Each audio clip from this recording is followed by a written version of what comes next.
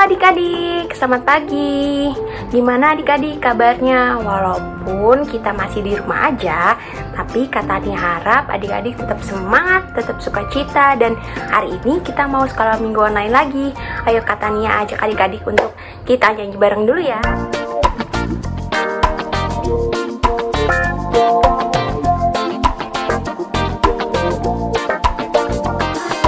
Joy, joy, joy, joy, down in my heart, down in my heart, down in my heart. I got the joy, joy, joy, joy, down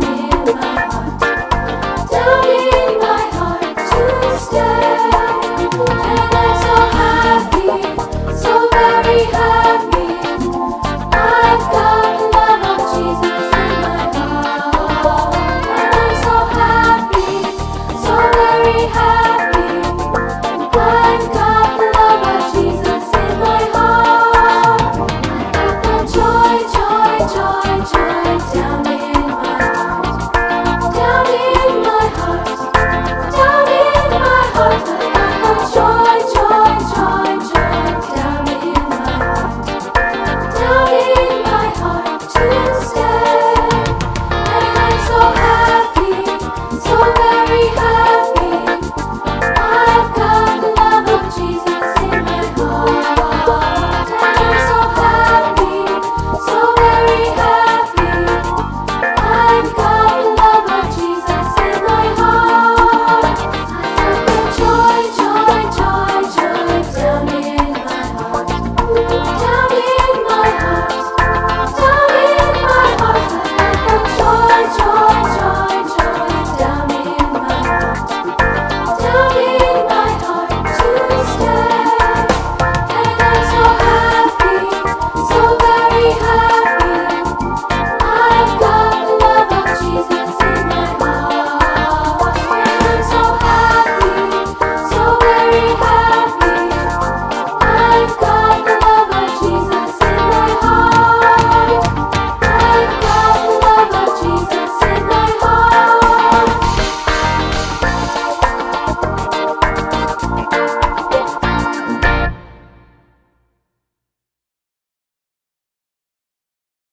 Adik-adik, kita mau satu dalam doa dulu untuk mengucap syukur untuk penyertaan perlindungan Tuhan Yesus kepada kita hari ini. Mari kita berdoa. Tuhan Yesus yang baik, terima kasih atas penyertaan dan perlindungan-Mu ya Bapa. Karena Tuhan Yesus sungguh sangat baik untuk menyertai kami, untuk menyertai adik-adik semua yang ada di rumah masing-masing. Kiranya di tengah pandemi COVID-19 ini, kami senantiasa dikuatkan dan diberikan kesehatan. Sertai kami, sertai ibadah kami. Hari ini biarlah firman-Mu menjadi terang bagi jalan kehidupan kami ya Bapa. Hanya di dalam nama Yesus Kristus kami berdoa dan mengucap syukur. Amin. Selamat pagi adik-adik. Shalom. Apa kabarnya? Pasti luar biasa kan? Nah, ketemu Karoni lagi di sini. Kali ini Karoni ingin bercerita tentang salah satu murid Tuhan Yesus yang mewartakan Injil di Samaria. Adik-adik bisa tebak siapa dia? Ya, kakak kasih clue-nya deh. Dia bukan salah satu 12 murid Tuhan Yesus. Siapa ya? Nah, lagi clue-nya. Dia adalah 7 orang pembantu murid-murid untuk mewartakan Injil. Kalau yang biasa kita sebut membantu penyebar Injil adalah diaken. Kalau kondisi sekarang diaken adalah membantu kelancaran ibadah, tata cara pelaksanaan ibadah. Jadi dia adalah termasuk dari 7 orang diaken itu adik-adik. Oke, udah tahu siapa? Penasaran ya? Kalau penasaran, yuk sebelum kita mulai ibadah ini, kita mau siapkan Alkitab kita alat tulis, dan buku agenda. Buku agenda akan digunakan jika adik-adik ingin langsung mencatat ayat firman dan mau ada kisi-kisi dari pembacaan firman Tuhan. Ya, yuk adik-adik, disiapkan? Kalau udah siap, mari kita bersatu dalam doa. Tuhan Yesus yang baik, terima kasih Kau telah memberikan kesempatan kami pada pagi hari ini untuk menjalankan ibadah secara online. Kiranya ya Bapa, Engkau mau turunkan Roh Kudus di atas kami semua, sehingga kami dapat mendengarkan firman Tuhan, dapat memahami artinya, dan dapat kami terapkan dalam kehidupan kami sehari-hari. Ya Tuhan, kiranya Engkau mau berkati kebaktian ini dari awal hingga akhir ya. Terima kasih Tuhan Yesus, hanya dalam nama-Mu kami serahkan ibadah ini. Amin. Adik-adik udah siap kan? Yuk kita buka Alkitabnya dari Kisah Para Rasul 8 ayat 4 sampai 25. Kakak ulangi ya. Ayat Alkitab kali ini diambil dari Kisah Para Rasul 8 ayat 4 sampai 25. Mari adik-adik, kita baca sama-sama yuk. Yuk, kepimpin ya. Lembaga Alkitab Indonesia memberi judul Filipus di Samaria. Mereka yang tersebar itu menjelajah seluruh negeri itu sambil memberitakan Injil. Dan Filipus pergi ke suatu kota di Samaria dan memberitakan Mesias kepada orang-orang di situ. Ketika orang banyak itu mendengar pemberitaan Filipus dan melihat tanda-tanda yang diadakannya, mereka semua dengan bulat hati menerima apa yang diberitakannya itu. Sebab dari banyak orang yang kerasukan roh jahat, keluarlah roh-roh itu sambil berseru dengan suara keras. Dan banyak juga orang lumpuh dan orang timpang yang disembuhkan. Maka sangatlah besar sukacita dalam kota itu. Seorang yang bernama Simon telah sejak dahulu melakukan sihir di kota itu dan mentakjubkan rakyat Samaria, serta berlaga seolah-olah ia seorang yang sangat penting. Semua orang, besar, kecil, mengikuti dia dan berkata, orang ini adalah kuasa Allah yang terkenal sebagai kuasa besar. Dan mereka mengikutinya karena sudah lama ia mentakjubkan mereka oleh perbuatan sihirnya. Tetapi mereka percaya kepada Filipus yang memberitakan Injil kepada kerajaan Allah dan tentang nama Yesus Kristus. Dan mereka memberi diri mereka dibaptis baik laki-laki maupun perempuan.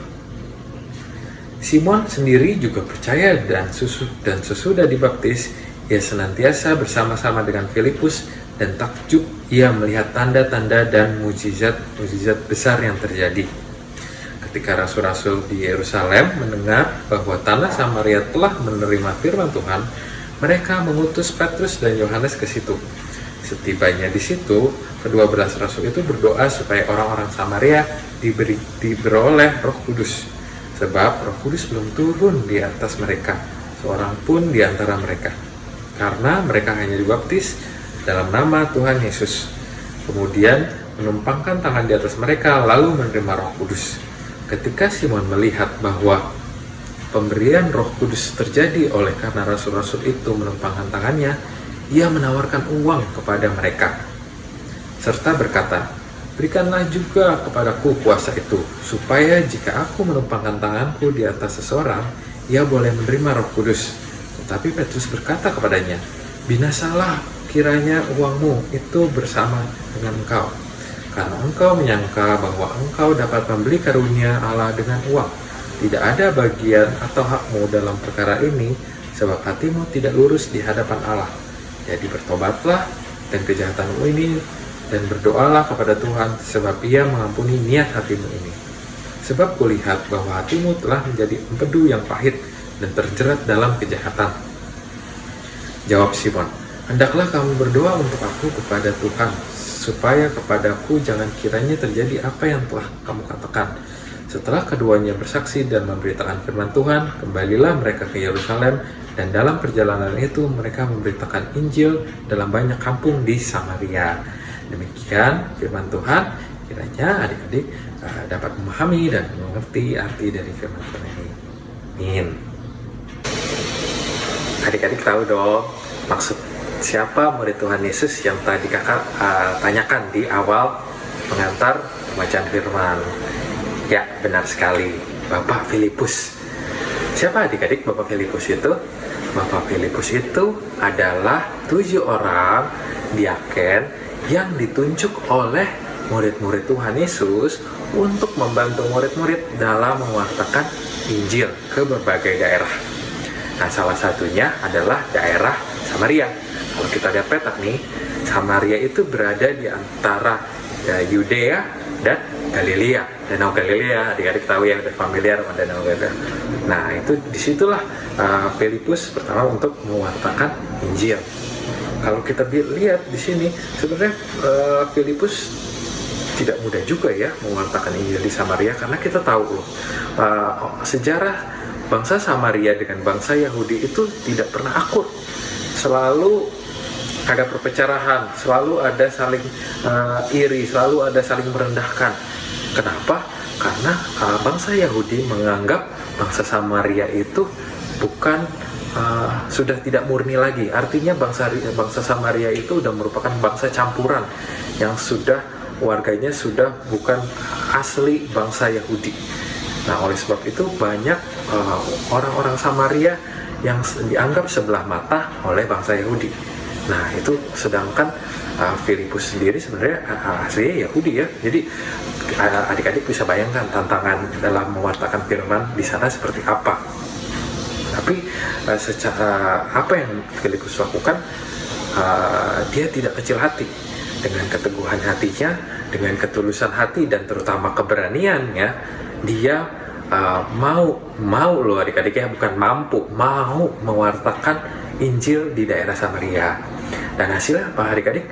Terbukti kan dari ayat bacaan kita, ayat ke-6, ketika orang banyak mendengar pemberitaan Filipus dan tanda-tanda mukjizat yang dia lakukan. Oh, mukjizat, dia bisa melakukan mukjizat. Gimana dia, apakah sama Tuhan Yesus? Bukan adik-adik, itu merupakan karunia yang diberikan oleh Allah kepada murid-muridnya untuk menyebarkan atau mewartakan Injil. Jadi Filipus ini diberikan karunia Allah juga untuk melakukan hal-hal yang tidak terduga. Salah satunya apa, banyak ya. Kalau di sini di ayat ke-7, dia mengeluarkan roh-roh jahat dari orang yang kerasukan. Wow, hebat ya. Terus orang lumpuh dan orang timpang disembuhkan. Luar biasa kuasa Tuhan ya ada di dalam dia. Sehingga banyak orang-orang Samaria yang benar, yang percaya dan mau dibaptis. Luar biasa kekuatan hati Filipus ini dan keberaniannya dia, sehingga dan dia dapat mencontohkan apa yang Tuhan Yesus ajarkan, kayak hukum kasih, kelemah lembutan, saling peduli. Dia bisa meyakinkan warga Samaria dengan dia memberitakan kerajaan Allah dan firman Tuhan tentang Tuhan Yesus itu sendiri. Banyak orang yang percaya dan mau dibaptis. Adik-adik. Selanjutnya apa? Selanjutnya di sini juga ada yang menarik. Jadi di sini ceritanya ada seorang penyihir. Kalau zaman sekarangnya sih kita sebut dukun. Dukun ini kalau dilihat di bacaan ini merupakan orang yang benar, salah satu orang yang terkenal, orang yang dipercaya oleh bangsa Samaria, karena dia melakukan hal-hal yang sama, mukjizat juga, hal-hal magic, hal-hal sihir. Tapi dukun ini pun percaya terhadap Injil dari Filipus, dari pewartaan Filipus terhadap bangsa Samaria. Dan akhirnya pun penyihir ini mau dibaptis dan mau mengikuti Filipus untuk benar-benar menyebarkan seluruh firman Tuhan ke seluruh daerah Samaria. Akhirnya pun hampir seluruh bangsa Samaria itu percaya, hampir semua itu dibaptis. Akhirnya berita itu tuh terdengar oleh murid-murid Tuhan Yesus yang ada di Yerusalem. Oleh sebab itu diutuslah oleh murid-murid Petrus dan Yohanes untuk membantu, untuk melengkapi Filipus dalam mewartakan firman Tuhan. Melengkapinya dengan apa? Karena murid-muridnya melihat bahwa orang-orang di Samaria sudah dibaptis, tapi belum ada Roh Kudus turun di atas mereka. Ada yang kurang nih, ada yang kurang. Jadi murid-murid yaitu Petrus dan Yohanes datang ke sana bukan untuk mewartakan lagi loh. Mewartakan udah dari Filipus, hanya untuk melengkapi pekerjaan Filipus, yaitu dengan menumpahkan tangan di atas orang-orang Samaria itu sehingga Roh Kudus turun di atas mereka semua. Adik-adik. Nah, melihat hal tersebut, itu kan benar-benar seolah-olah mukjizat ya, mukjizat benar-benar seolah-olah kayak ada lidah-lidah api yang berada di atas orang-orang Samaria itu membuat keiri hatian dari Simon. Simon iri hati? Ya, karena Simon ada niat lain di balik percaya terhadap Tuhan, di balik keinginan dia untuk mengikuti Filipus, ada niat lain. Nah, niatnya apa? Dia langsung menghubungi si Petrus dan Yohanes, langsung Pak Petrus, Pak Yohanes, saya juga mau dong punya kekuatan seperti Bapak. Apa maksudnya kekuatan? Yaitu kekuatan untuk menumpangkan tangan dan Roh Kudus turun saat tangan saya ditumpangkan kepada orang-orang. Itu menurut saya itu hal yang luar biasa, hal yang mukjizat, hal yang magic gitu ya. Ya saya bersedia deh, ini harta saya, ini uang saya, agar Bapak mau membagi kekuatan Bapak kepada saya. Apa kata si Petrus? Binasalah kiranya uangmu itu. Kenapa binasa? Karena karunia Allah itu tidak bisa dibeli oleh uang, adik-adik. Ya, ingat sekali lagi, karunia Allah tidak bisa dibeli oleh uang. Oleh sebab itu, Pak Petrus dan Pak Yohanes marah besar mendengar permintaan dari si Simon itu. Oleh sebab itu dia minta, Simon, jika kamu emang benar-benar mau ngikut, kamu harus bertobat. Kamu harus menghilangkan iri hati kedengkian kamu, sehingga kamu mau ikut Tuhan Yesus secara tulus. Tidak ada niat tersembunyi, niat jahat, atau niat ingin mencari keuntungan dari mengikuti Tuhan Yesus. Ya, adik-adik, cerita ini sebenarnya sangat menarik ya. Kalau kita ngomong pelayanan kita sebagai anak-anak Tuhan Yesus bisa macam-macam. Kalau kita adik-adik merasa, wah kayaknya saya nggak mampu Kak untuk melayani, mewartakan firman Tuhan dan menyebarkan Injil ke daerah-daerah, ya itu sebenarnya itu adalah gift adik-adik, itu adalah bakat yang diberikan Tuhan kepada kita masing-masing. Jika adik-adik merasa berat, merasa susah, adik-adik tidak harus melakukan seperti itu. Kita mulai dulu dari hal-hal yang kecil, pelayanan kita. Contohnya misalnya adik-adik ikut paduan suara, adik-adik jadi MC di sekolah minggu, jadi liturgos, jadi pemusik. Itu adalah contoh-contoh pelayanan kita terhadap Tuhan. Nah, yang lebih kecil lagi, yang di lingkungan keluarga, kita apa melayani? Kita bisa di rumah kayak gini, banyak rumah kita bisa membantu mama papa membersihkan rumah, atau memang kita membantu mama papa dengan belajar. Artinya kita berusaha maksimal untuk membanggakan mama papa kita agar kita bisa lulus, kita bisa dapat nilai yang baik. Seperti itulah contoh-contoh pelayanan yang kita bisa lakukan sebagai murid-murid Tuhan Yesus saat ini. Nggak usah yang terlalu berpikiran terlalu jauh untuk menyebarkan firman. Enggak, kita mulai dari keluarga dulu adik-adik. Dari situ jika kita sudah melakukan, dari keluarga kita sudah konsisten, kita sudah mau dan mampu melakukannya, kita baru bisa tingkatkan pelayanan kita, baik ke lingkungan sekolah, lingkungan gereja, bahkan nanti kalau adik-adik mampu ya kita benar-benar melayani seluruh negeri ini. Kita tahu negeri ini sekarang sedang dilanda pandemi ya.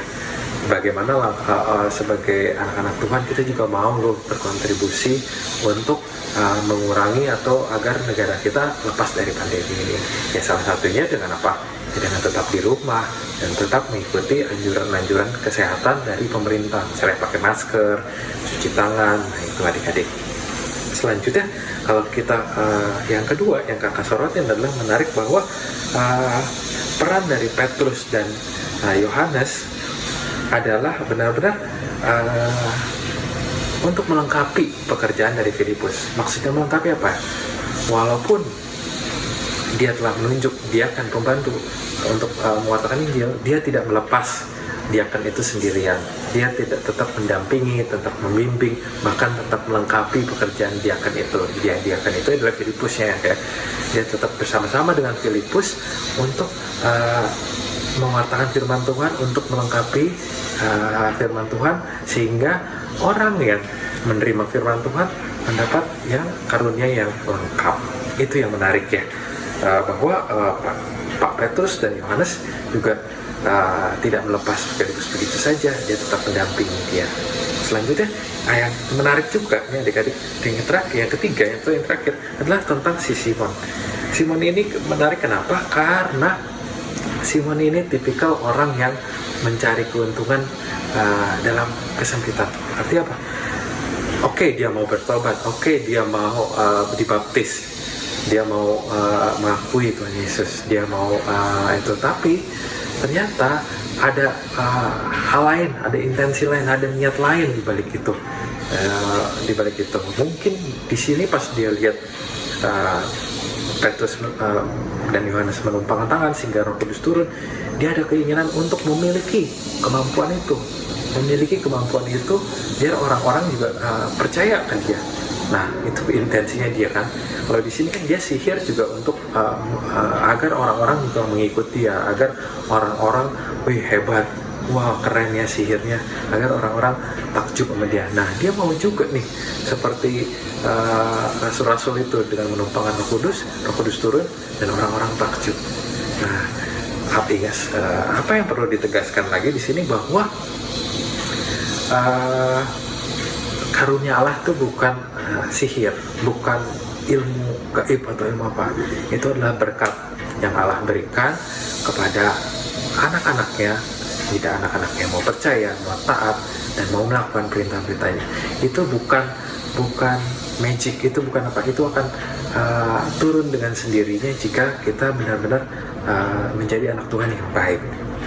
Dan jadi karunia Allah itu tidak bisa dibeli dengan uang, dengan materi, dengan istilahnya kalau di sini kan dengan harta ditukar dengan kekuatan. Enggak begitu adik-adik.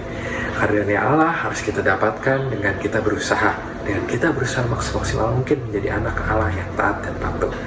Nah, itu ya hal yang menarik ya adik-adik.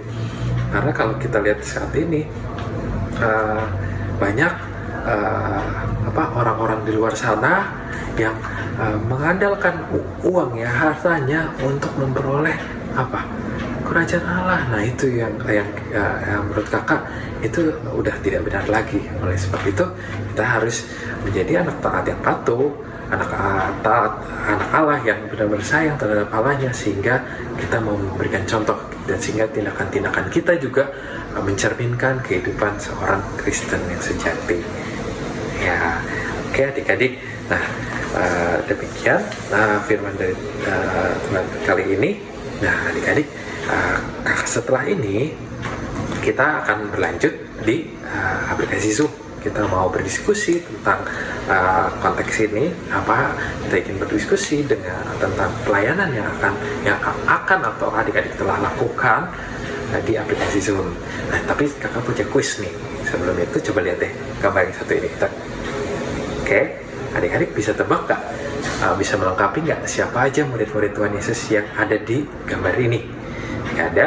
Nanti kita bahas di aplikasi Zoom ya. Oke, yuk.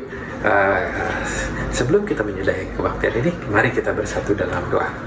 Mari kita berdoa.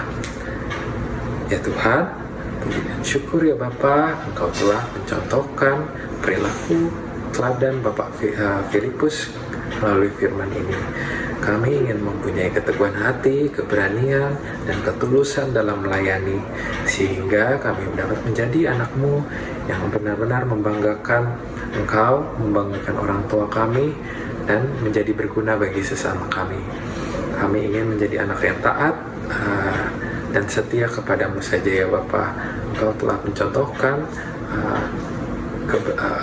keberanian Pak Filipus di tengah-tengah mewartakan Injil. Kiranya keberanian ini dapat kami terapkan dalam kehidupan kami sehari-hari. Terima kasih ya Bapak. Kami juga tidak lupa berdoa untuk kondisi bangsa negara kami yang telah dialami pandemi corona. Kiranya Kau mau angkat pandemi ini, Kau mau pulihkan negara kami sehingga kami dapat beraktivitas seperti biasa. Dan di tengah studi kami ya Bapak, kiranya Engkau mau berikan kami kerajinan, ketekunan walaupun kami belajar di rumah.